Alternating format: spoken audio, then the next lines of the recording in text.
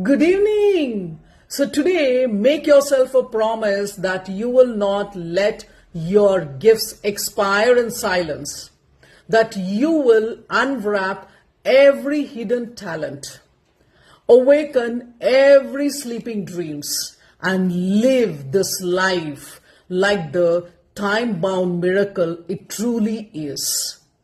Because the clock will not stop.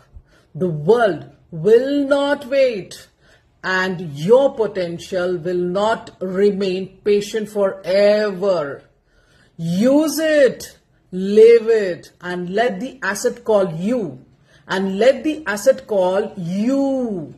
Leave behind something that time cannot erase. Because when you truly awaken your gift, even time bows in respect, said by Agnes.